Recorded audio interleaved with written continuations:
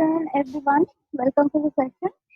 So today I'll be reflecting upon a paper that is on stunting and wasting among Indian preschoolers have moderate but Savina, your voice is not clear.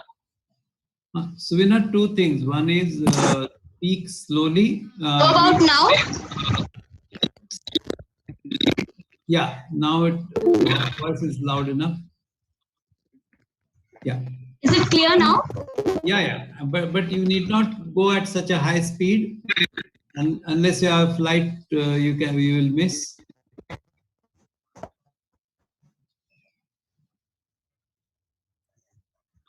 Yeah, and make it full screen, please.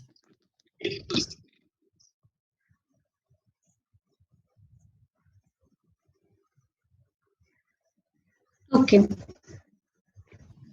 Right. So am I clearly audible? Yes. Now this is very good. Okay. So today I'll be reflecting on the paper which is titled "Stunting and Wasting Among Indian Preschoolers Have Moderate but Significant Association with the Vegetarian Status of their mothers." So it is basically about nutritional outcomes based on vegetarian status of mothers, and it is written by Derek and Paloni from IFPRI. It was published in Journal of Nutrition under Community and International Nutrition on 14th March 2020, and impact factor is 5. So basically, the objective is parental vegetarian status has certain influence on preschool children in terms of nutritional outcomes, and they have evaluated the nutritional outcomes in terms of stunting, wasting, and anemia. Finally, they arrived at a result where they couldn't find much association with anemia. However, they have significant association with stunting and wasting. So here they have reflected that 2.9 percentage point less likely stunted among lacto-vegetarian children of lacto-vegetarian mothers in the age group of 24 to 59 months, and in the age group of 6 to 23 months, they are 1.6 percentage point less likely to be wasted. But however, when we compare non-vegetarian mothers with vegan mothers, children of vegan mothers in the age group of 6 to 23 months are 5.2% more likely to be stunted, which is quite high compared to other categories.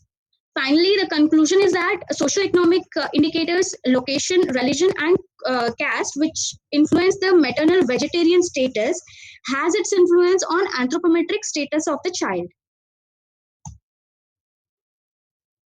So, looking at the background, we know that animals have are dense in calories, macronutrients, and other important nutrients like vitamin A, E, B12, D, and more importantly, heme iron. But this is absent in case of dairy. But however, this is considered through a high availability of calcium and insulin like growth factor 1.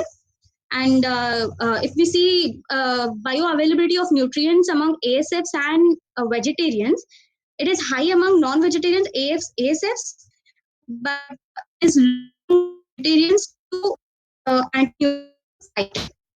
So in this, they have considered a data set from FHS4 and second data set from NSS. Vegetarianism is strongly identified from NFHS because the dietary recall that they have taken also reflects upon consumption of a particular food, not just 24-hour dietary recall. But however, child dietary recall couldn't be used because it has been obtained through caregiver, and secondly, only 24-hour dietary recall has been used, not consumption of particular food in the long period of time. Whether they have consumed it ever or not, that hasn't been questioned. So dietary data for fathers. Yes, sir. Just one quick Yes, question. sir. What's the full form of ASF? Sorry, ASF you have said. Yes, sir. That is animal source foods. Oh, okay. Sorry. Yeah. Okay. Carry on. Then dietary data for fathers is very small, which is 13 percentage of the total maternal. So that's why it was not used for defining. But however, had we had the bigger chunk of that data, probably it would have given a better, clearer picture, because in rural settings, it is rural patriarchal systems which are in place, and that rule. That's why probably even if father's input made some contribution, the picture would have been much clearer. Next is there is a difference between two food groups between these data sets. Firstly, NFHS, which uses 7 food groups as recommended by WHO, and NSS food groups has its own 6 group food groupings. So basically, the paper started with defining whether different forms of vegetarianisms are a risk factor for stunting, wasting, and anemia or not. And then from there, they moved on to exploring potential explanations for associations that they found out analysis between the vegetarian and non-vegetarian group. And finally, association between these dietary patterns and child nutrition outcomes. So that the data set they have used for the first association between dietary patterns and child nutrition outcomes, it is NFHS 4, maternal dietary data recall, child dietary recall, which is 24 hours in nature, and it is an individual level defining factor. In NSS, it is 30 days recall, and it is at household level, so it doesn't define at an individual level. Then methodologies that they used was churning out the data through Stata, and finding out association between household vegetarian status and its influence on early childhood linear growth. Then potential exposure to vegetarianism through maternal diet pattern. Finally, the maternal diet modules, which NFHS 4 records, provides data on frequency of consumption, and based on that, they have done 5 groupings of this: lacto-vegetarianism, lacto-pescatarians, vegans, vegetarians, and non-vegetarians. So that has been used by them in classifying these 5 groups. Finally, NSS dataset has been used for measuring per capita availability of firstly food groups and secondly nutrients at household level. Suvina, can you just this is hello? Yes. Suvina, just differentiate between all these types of vegetarianism that they have classified. Yes. So they have categorized it into 4. Here I have given a table. So the vegan mothers are defined who have never consumed any of these 4 food items: dairy, eggs, fish, and meat. And then lacto-vegetarians are defined as those who have consumed eggs, meat, fish. Lacto-ovo are those who have not consumed fish and meat, but they have consumed eggs. And pescatarians are lacto-pescatarians are typical pescatarians with consumption of dairy products.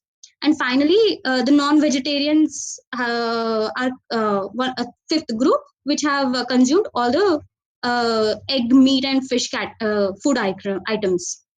Next, what they have done is the equivalent consumption matrix they have drawn, and it is based on consumption on a daily basis, weekly, occasionally, or never. So on a daily basis, they have given a weightage of 1, and weekly they have given 1/7, and occasionally 1/60, which is for once in 2 months. This is the actual framework that they have used for arriving at the final result. What they have assumed is that child nutrition status, that is stunting, wasting, and anemia, is directly defined by child dietary quality, which is the child diet diversity of the child, which in turn is being influenced by maternal vegetarianism. This has the strong linkages, but other confounding factors are child practices, hygiene, healthcare, and maternal nutrition, which is height, BMI. To understand the influence of maternal vegetarianism on child nutrition, they have used a stratification as per child age, which is 0 to 5 months when they are completely on 6 to 23 months where there is initiation of complementary feeding, and that is when high wasting and anemia can be found out, and 24 to 59 months where stunting becomes visible. Wasting and anemia are direct resultant of nutritional drawback, but over a period of time stunting takes shape. So long term results are stunting results are evaluated in 24 to 59 months. Then they have used a wealth index. For that, they have implemented PCA on NFHS data set, which includes 42 assets as along with socio-economic indicators. And lastly, to normalize the differences occurring between different regions within a district, they have used district fixed effects, and that's how the projection has been normal across the whole district. Finally, the prevalence of vegetarian and non-vegetarian diets among Indian mothers by location and other factors obtained from NSS. This is the entire chart. So one can see that in the whole of the population, 22.7% of mothers are vegetarians, and it is highly contributed by Jain mothers and Sikh mothers, which are 62.4% and 89.4%. The remaining is contributed by scheduled castes and tribes, and the least amount is contributed by scheduled caste tribes and poorest quintile of the this population. Also, one thing is that around 2.3% of population has vegan mothers from Sikh mother category, and Jain mothers have around 3.1% of the population of their population. So when they did the mapping across states, this was the lacto-vegetarianism prevalence across the across the nation. One can see that it is highly dominant in northwestern region, and as we move from west to east, it moves to extreme nil, and from north to south, it transits from high to moderate level in the southern region. So the previous math can also be done at district level, though NFHS provides at district level, they have used only at state and national level data for the results. Next is child nutrition outcomes by maternal vegetarian status. So in this, compared to non-vegetarian children of non-vegetarian mothers, the stunting factor is less likely in case of lacto-vegetarian children of lacto-vegetarian mothers, and the same scenario is seen in case of wasting, but it is higher in case of anemia, which is 59.9%. But among vegan mothers, when compared to non-vegetarian mothers, their children are highly likely to have higher stunting, wasting, as well as anemia rates. Looking at the influence on child stunting of this vegetarian environment of mother, here the strong association is seen in around the children in 0 to 59 months, they are 2.3% less likely, but in case of 24 to 59 months, they are 9 percentage point less likely to fall in the category of stunting. It is also a 2.1 percentage point less likely in case of lacto ovo vegetarian, but there is a strong association with vegan parents. So that is why children of vegan mothers have 5.2 points more likely chances of being stunted in the age group of 6 to 23 months.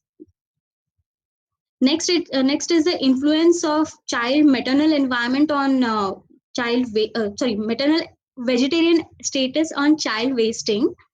Here there is there's around 1.6 percentage less likelihood of children falling into wasting category for lacto vegetarians, and 2.3 percentage point for lacto ovo vegetarians, but it is 1.5 more likely to for vegan mothers.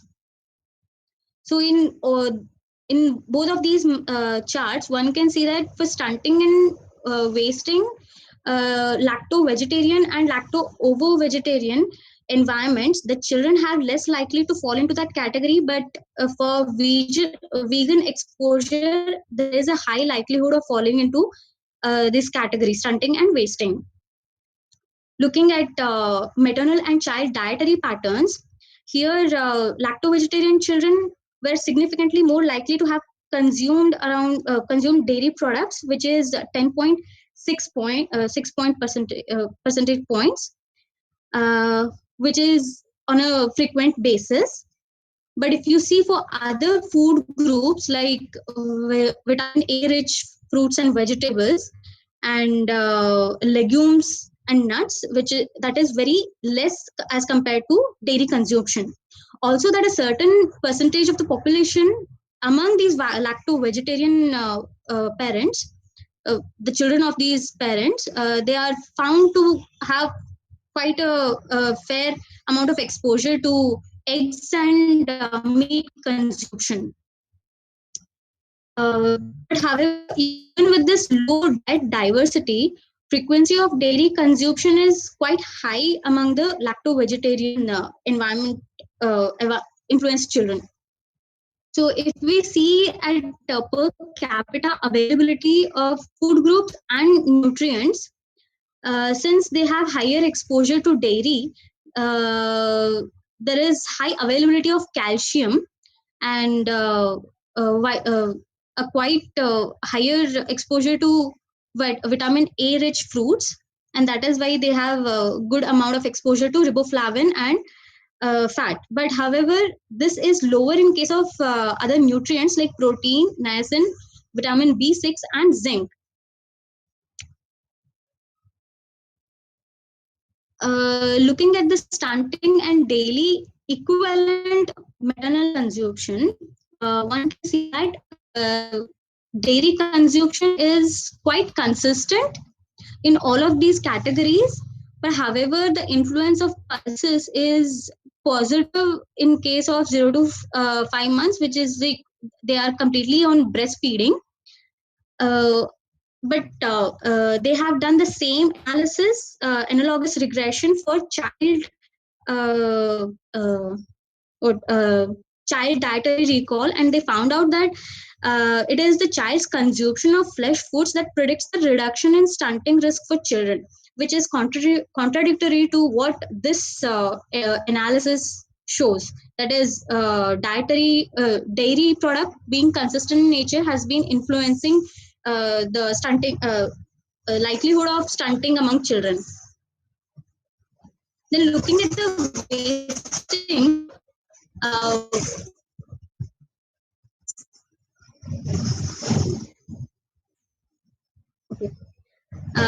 looking at the wasting and maternal daily equivalent consumption, one can see that except for there is a 1.2 percentage reduction in wasting in case of 6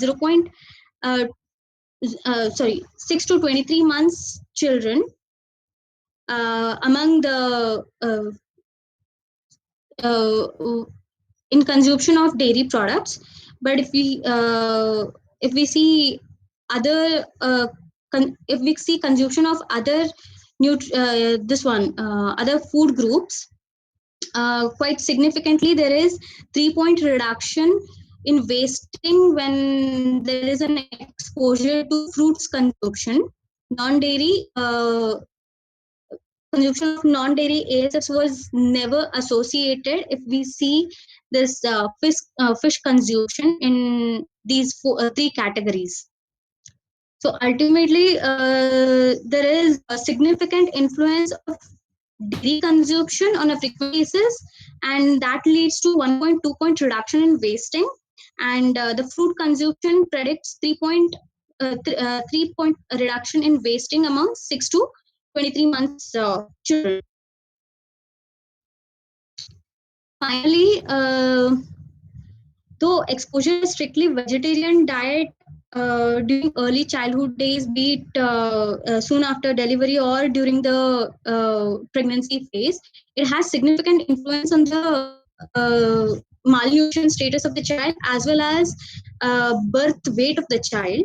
But this study shows that vegetarian diet are sufficiently diverse in nature and they provide better improvement in stunting and wasting. However, this association with anemia was not that significant, but there was significant association seen in case of stunting and wasting. One striking feature is that children of vegan mothers who are not consuming milk or milk products are at a higher risk of stunting in the age group of 6 to 23 months when they are suddenly exposed to complementary feeding patterns. Then lacto-vegetarian mothers and their children consume dairy at a higher frequency, and when compared to non-vegetarian counterpart, the consumption of non-vegetarian item is at a lower frequency. So probably that is the reason which has been acting as a linear growth factor. Daily input of growth factor 1 is being the consistent input in the diet, while the same thing while the same influence obtained through non-vegetarian diet is not consistent, and this explains that frequency is the thing that is contributing more towards the linear growth. And also there was one case study on milk production, cow ownership and dairy consumption, which highlighted the same thing, that owning cows or having a milk production in the vicinity, the families are more likely to consume the same product, and that is why it has been influencing in terms of growth factors. One thing that is important here is that dairy role, which is which promotes linear growth and is seen as one of the factor for reduction in stunting, has higher concentration of B12, riboflavin, phosphorus, zinc, lactose, and growth factor 1. And this growth factor 1 is the main thing which has been influencing the linear growth.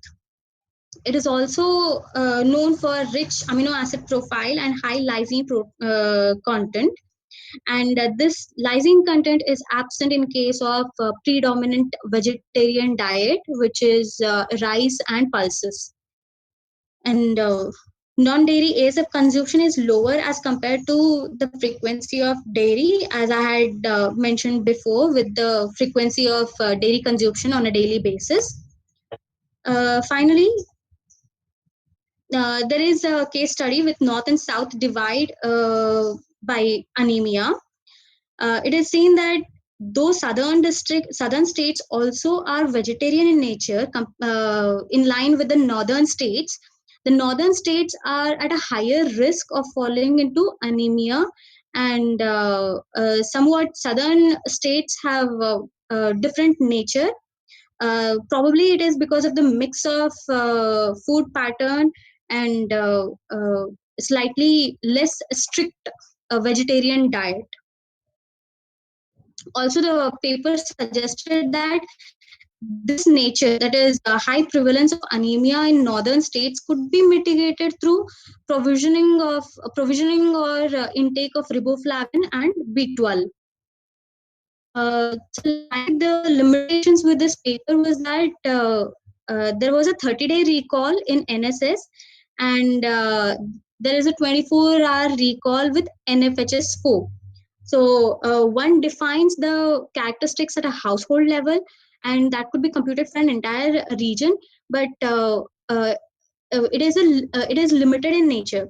But 24-hour recall is a much elaborate, and it defines at an individual level, which provides more significant results. And since there is this 30-day and 24-hour recall difference, there is individual and household level characterization difference. That's why they have gone for defining stunting wasting at individual level through 24-hour diet recall of the maternal, and availability of nutrient and food groups through 30-day recall data set.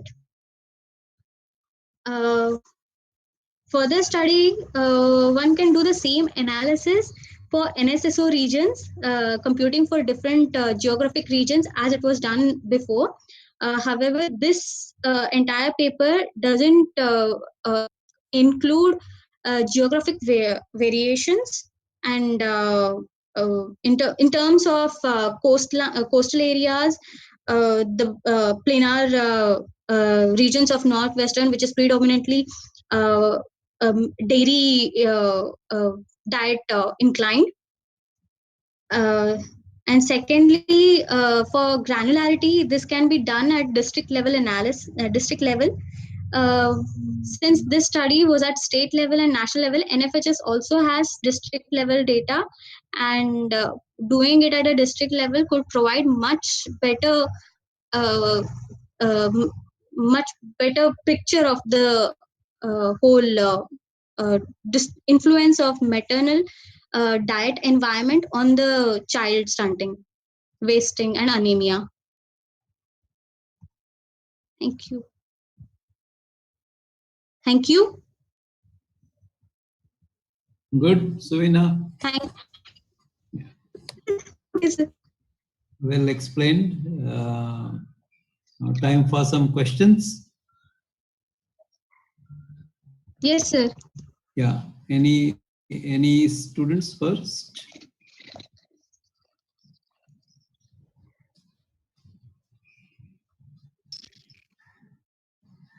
Or till they make up their mind, my point is this NFHS and NSS comparison which they have done, I think that is the reason why they stuck to the state level.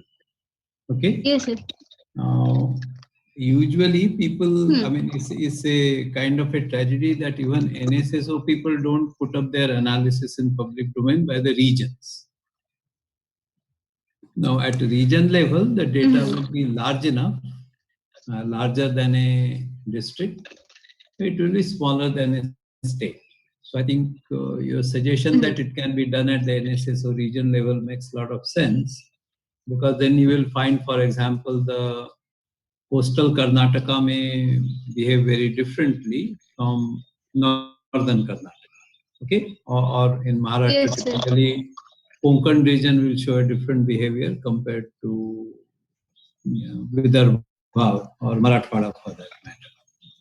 So that's the point well taken. But at the district level, you think the sample sizes will be good enough? That could be one of the constraints, sir. But for at least for the metropolitan urban level, we can do for districts at the district level. There are some districts like Nandurbar and all which have extremely low sample set, and their data set doesn't make significant associations with other attributes. But metropolitans can be done. Okay, but then that will bring in one more layer of urban versus rural. This is a composite data, isn't it? This is not urban versus rural. And this is not just for rural, it is a composite urban and rural data put together in this paper. Yes, sir. it will be a good idea to check up. And so for the flesh food consumption also, Savina, this is a good presentation, very good presentation. If you see the flesh food consumption also from the consumption data, means I'm saying NNMB data, there are very large variation, like from 3 gram to 80 gram. And in the journal itself, I mean, in the JN itself, on the same issue, one Editor's Choice commentator has come by Dr. Krupad from St. John's. They have highlighted these protein quality issues in respect with this particular article. So what they highlighted, so one place you showed me. आवाज cut हो रहा है अच्छा, आपका आवाज cut हो रहा है मैम अभी सुनाई दे रहा है? Yeah, you are audible. Okay. I think, Tripta, you are fine. I think it's a problem on Suvina's end. Go ahead. Oh, okay.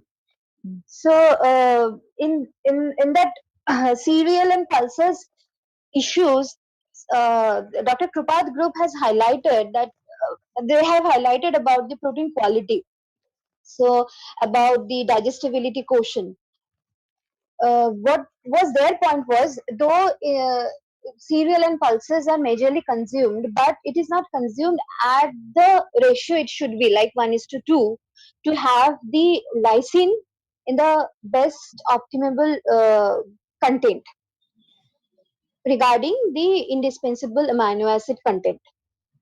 So that is another point. So if a person is having rice and pulse, if they are having if their proportion in rice and pulse is good, and it's like it should, the way it should be like 1:2, what could be the effect on the growth? We don't know. Probably it could be better, because their dual level stable isotope study showed that it is not very bad than the egg protein if the ratio is been followed properly.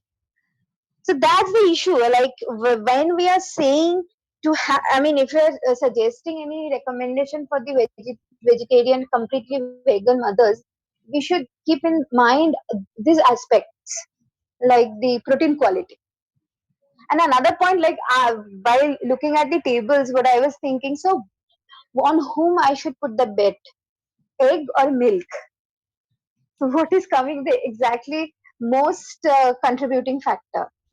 When I had a very small sample size from my trial, there I found as the so highest consumption was cereals, then came roots and tubers, then came another other vegetables, and the fourth one was, for my cases I found, fourth one was dairy. As the dairy came, it made a remarkable significance between food secure, insecure, stunted, non-stunted, vested, non-vested, like a demarcation with this four group combination. So I have, that is also interesting in my mind, though, which one is most contributing? It's the dairy or the egg?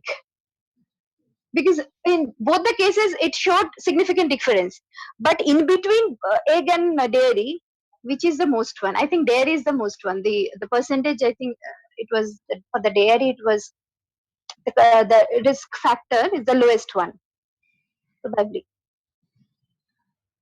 Can you Why, light right? up? Tripta, you know why, right? Do you know why? Please go ahead, ma'am. Do you know the reason why? Why dairy came out better? Because it has insulin-like growth factor. Growth factor, yeah, it has Yes, the it growth has factor. insulin, but it's not necessarily good in a sense. You know, it's not necessarily insulin-like growth factor. It's okay, but too much is also not good. It can also cause a lot of other problems. You know, metabolic syndrome. Another thing, the difference is, think about it. I'm talking about a little bit older children. Egg has almost zero carbohydrate. You know what I mean? And milk, of course, it's a good carbohydrate. I'm not saying it's bad, but still, children who are who are drinking a lot of milk, they do have a poor appetite, because what happens is, first of all, it decreases gastric emptying rate. In a sense, suppose you have in the morning when you have 1 glass of milk, okay, then your gastric emptying time decreases. Matlab, it stays in the stomach for a very long time. So that child will not have food, probably will go without any breakfast. Versus when you have food, and then you have milk, that's much better. So generally in children, what we recommend as pediatrician is to not to give milk first, because that just fills up the stomach, and Yeah. that was another reason to even get anemia in these children, because what happens, this is cow milk protein, right? So a lot of children have inflammation in the gut.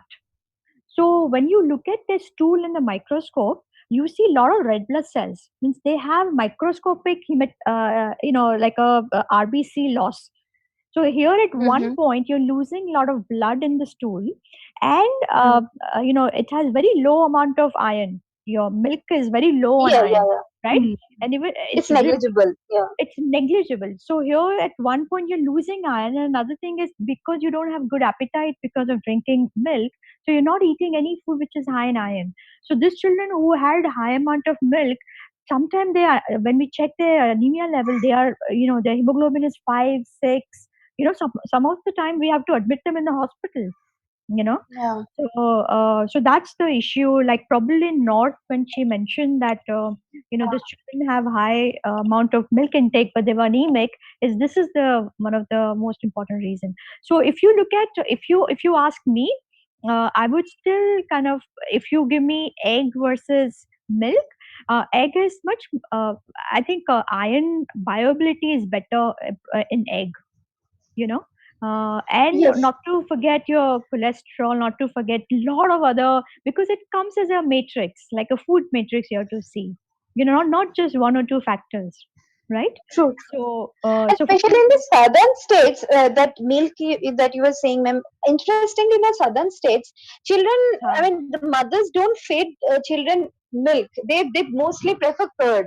So curd rice is Right. the like best Right. for them. Absolutely right. Because see, I'll tell you I another don't know problem. for them how it happens. Yeah, I don't know for them how it happens. Like So, but I'll tell because you. when I'll tell you the difference. Okay. So difference is, like when you again have lot of milk, there's definitely problem with lactose intolerance, because as you know, as children grow older, they have less enzyme, lactase enzyme, right? While curd is not fully, it has little bit amount of lactose, not so much, but that fermented milk helps with the gut microbiome. So now yes, you have this child who has really good amount of gut microbiome. It prevents them from bacterial infection or even a viral infection like diarrhea. And suppose if a exactly. child has diarrhea, they have curd, or if they have chas, immediately they get better fast. You know what I mean? Yes, yes, yes. And children who have diarrhea, and if we give them milk, that will, so diarrhea causes the secondary enzyme deficiency. Okay, this is for all the students. It's very important for you to understand this milk dynamic. So normally what happens when a child comes to us for diarrhea, we tell mothers, and this is again for a chronic diarrhea, say child has diarrhea for 4 days, 5 days, we tell mothers not to give cow milk, because these children have deficiency of lactase enzyme, just temporary, but they can't digest diarrhea, milk. So when they take milk, they have more spurious diarrhea. So the diarrhea content is so much because they're not digesting this milk now. So again, this is probably the difference, that why southern made this, because they make this chutney and everything they use curd. So probably that is, I think that could be the difference.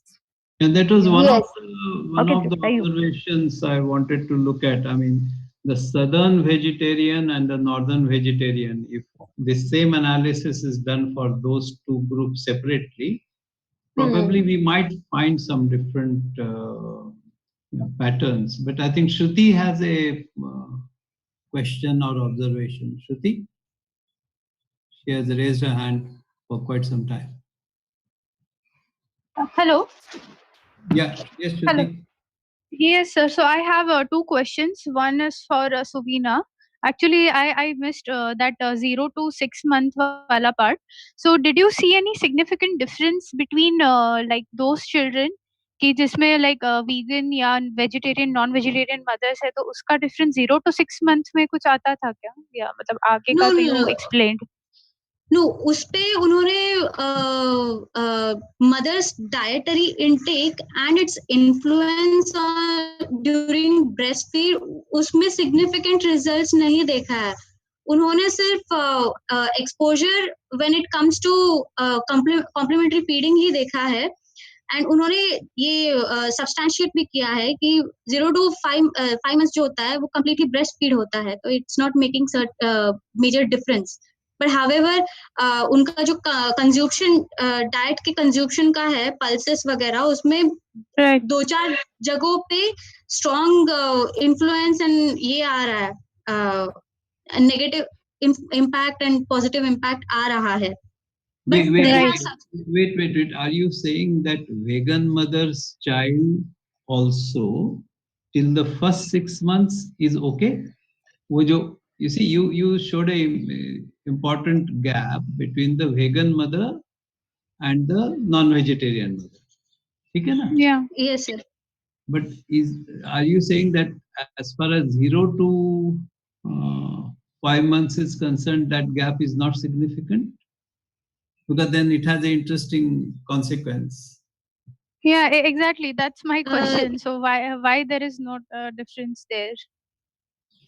नहीं अब ये breast so sir in milk child wasting and maternal vegetarianism उसमें vegan influence ये it's a positive influence and it's a 2.1 percentage point more likely to be wasted. 0 हाँ to नहीं Suvina, your point is perfectly all right. Yeah, we are only wondering. I mean, it's not your limitation as such.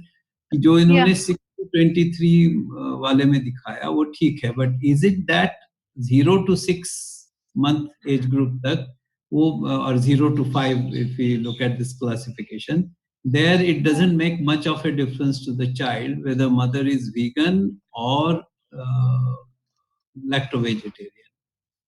Yeah. So that would be that is I would like interesting. to ask a question. Yeah, Shruti. Okay, so this is Yes, a ma'am. question for everybody. Okay, this Yeah, is yeah. this is directly taken from my lecture. Okay, Okay. why Okay. mothers, why vegan mothers, babies are not wasted if they are breastfed well?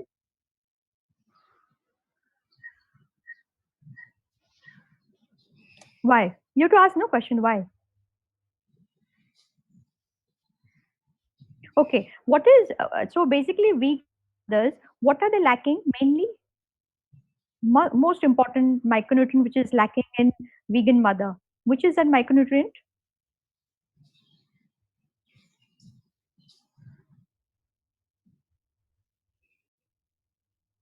No, not much. No, iron you can get from a lot of vegetarian food.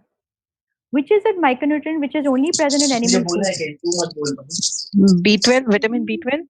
Yes. Vitamin Now B, B12 vitamin is B12. yes, vitamin B12. Now is it type 1 or type 2? Type 1. Okay. So now for your growth nutrient, what are growth nutrients? What is the difference between growth nutrients and functional nutrients? So your functional nutrients are type 1 and your growth nutrients are type 2. Correct? Right. So for your Right. growth, you require type 2 nutrients. Now vitamin Yeah. B12 is which one, type 1 or type 2? Type 1. Right. So even if mother is deficient in vitamin B12, Okay, then it is stored and absolutely, you have some because amount. her milk will have definitely decrease in B12. So if you look at the Right. cognition of this child, it will definitely affect the cognition, but the growth will be perfect because all your growth nutrients which are coming in your breast milk is coming from mother's food or is coming from mother's muscles. Remember? Right. Right? So that's why you're not seeing too much of wasting. Yes, you may see some amount of anemia depending upon, I don't know whether they checked anemia level or not, but you don't see much difference in wasting stunting. Okay? Okay. Okay. And Rupal ma'am, next was for you. So do you see this thing in the field that like vegetarian versus non-vegetarian या vegan का जो percentage इसमें दिखा है for 6 to 23 months or above कि उसके बच्चे में वो wasting वाला difference आएगा like veg versus non-veg versus vegan the way it has shown in the paper. Yeah. So Because the thing is, yeah. my go ahead. perception was that non-vegetarian mother, the uske children ko they should have some advantages, but her point is correct that frequency should matter. कि कितना amount में she is taking non-vegetarian food. So what's your point here? That's my question. Yeah, no, you're right, Shruti. So if suppose mother is taking just one egg in let's say 3 days or 4 days or 5 days, that's not going to make much of a difference. Or your amount is important and your frequency is important of non-veg food. So as it is mentioned in the paper that probably they took anywhere between 5 grams to whatever grams, right? So that is very important. But yes, we had lot of children in FMCH. They were from they were Muslim, right? So when mother had got more non-veg food, these children we did not see stunting or wasting. We did not even see. I'm talking about our group in Dhobigat. We did not see anemia also in them because they were started on non-vegetarian food right from 6 months of age. And one more thing, what we noticed that mothers who were breastfeeding and who were having non-vegetarian food, they had good amount of iron, they had good amount of zinc. So not only type 2, but they also had good amount of type 1 nutrients. Type 1, And a type 1 nutrients is completely dependent on what mother is eating because it's not pretty much, it's basically, it would differ depending upon mother's blood level, So that was important. Okay. But you're right. I mean, we saw the difference for sure. I also have thank you, comment. ma'am. Hello. Hello. Am I audible? Hello. Am I audible? Huh. So actually here they have just compared the nutritional outcomes with the mother's dietary consumption, whether she is vegetarian or non-vegetarian. So it may also be possible that the mother is non-vegetarian, but she is not feeding that food to children because generally children of lower age are in India are prevented from consuming non-veg food in the early years due to a myth or some other things. So it could be so. Therefore, you see that difference. And plus, they're not being fed dairy food in that frequency compared to the children of vegetarian mothers. And yeah, Aisha, the same point was highlighted by Dr. Krupad's comments also. There they mentioned, the same issues in a different way. Like if the mother is vegan or lacto-vegetarian, that doesn't mean that the mother is not putting egg in the child's diet. So seeing the mother's diet and translating into child's intake, it's very, very difficult to make any comment on it. Because especially it may the be older possible that children, mother, exactly, because mother knows that egg is good for her kid, so she's not eating, but she's giving her child egg. So that issue was That's also what in one of the analysis there they had mentioned that even being lacto-vegetarian children of lacto-vegetarian mothers, the children around 1.4% of children consumed egg and 1.5 percentage people consumed meat. So it doesn't really stands as concrete. No, exactly. Has NFHS survey taken into account the intake of the child separately and the intake of the mother separately? Because otherwise they would not have been able to come up with this observation. So, for maternal dietary recall, they have taken input from mothers and as per frequency. But for child, it is through caregiver and it is only for previous 24-hour diet. It is not whether they have consumed it ever or not. Okay. So that has influenced a little bit of discrepancy in the data. Yes, they have mentioned it earlier. Limitation of MLHS. And they have mentioned it earlier in the methodology part that why they have taken maternal data and not the child-wise data, because child-wise data is just a 24-hour day, like past 1 day recall, and mothers, they have asked that whether they have been consuming ever or not. So that is there. That is why they have taken the maternal data. I see.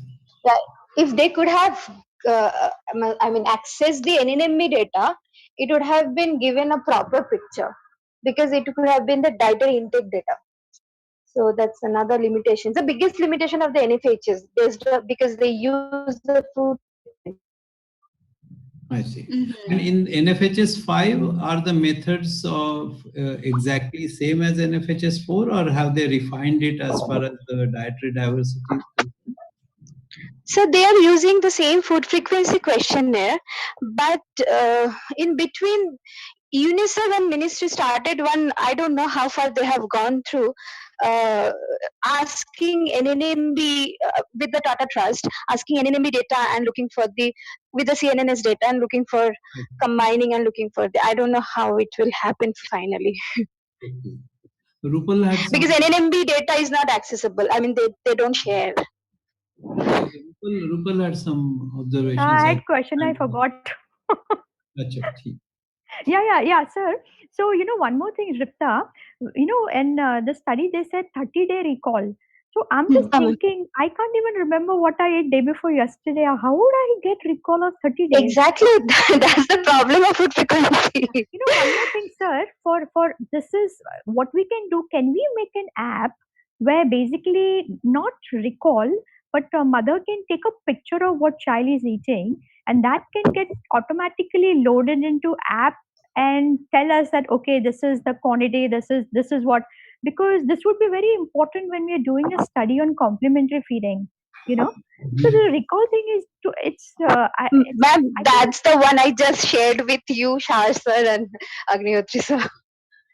I think The there is concept one note by NIN which provides appropriate quantity in nutrition in with regard to nutrition profiling of whatever one is eating, but that is not being recorded into databases.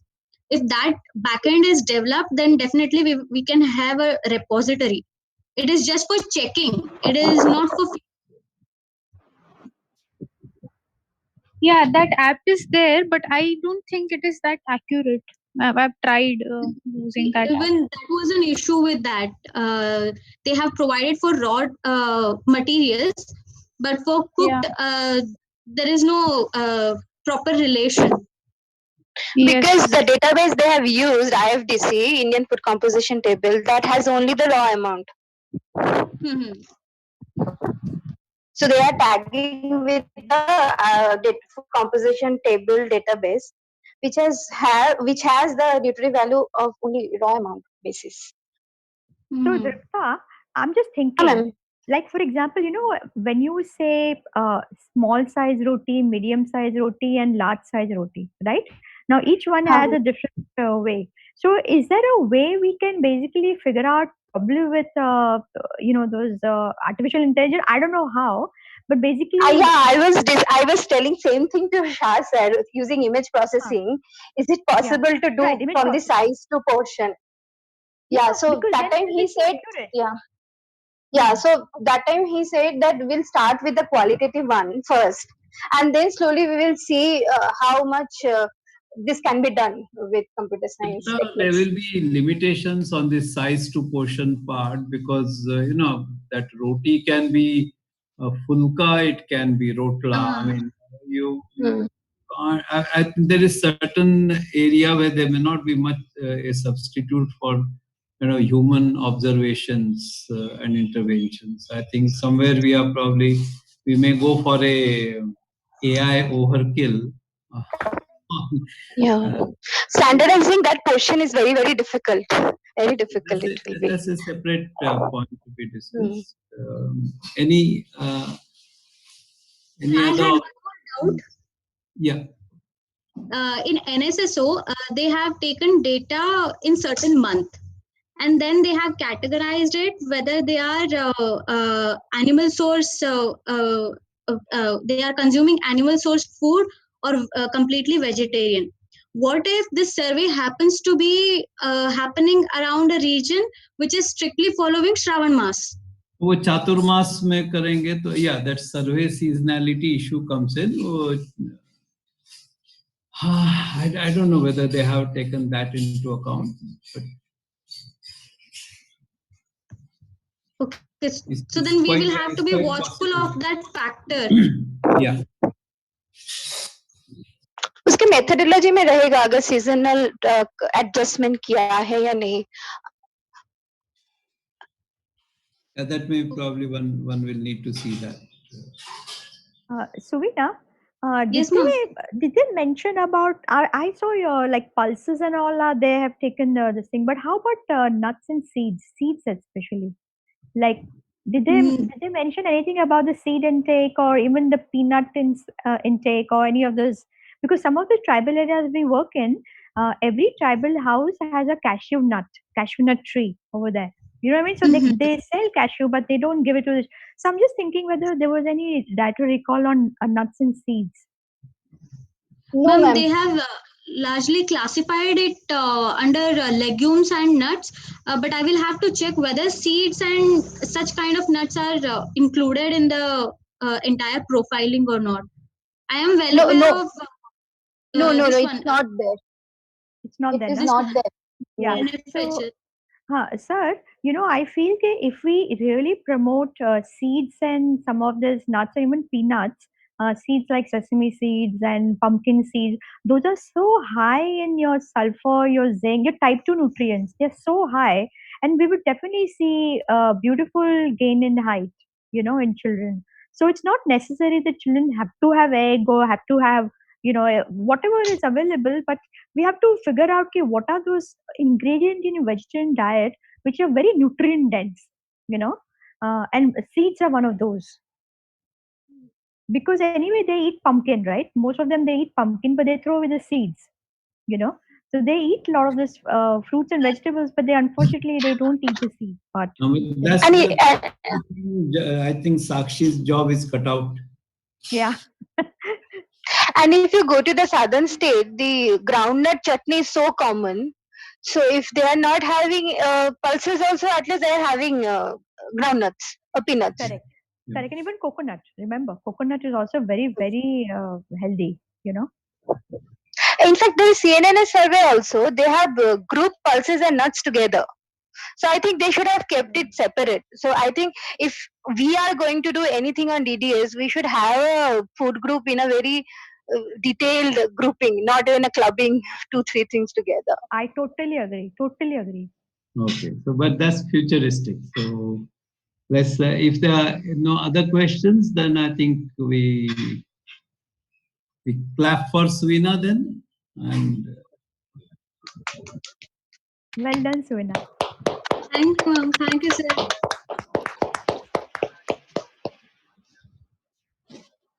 Bye. Bye, ma'am. Bye, Suvina. Well done. Bye. Bye Thank you. Thank you very much. Thank you, Suvina.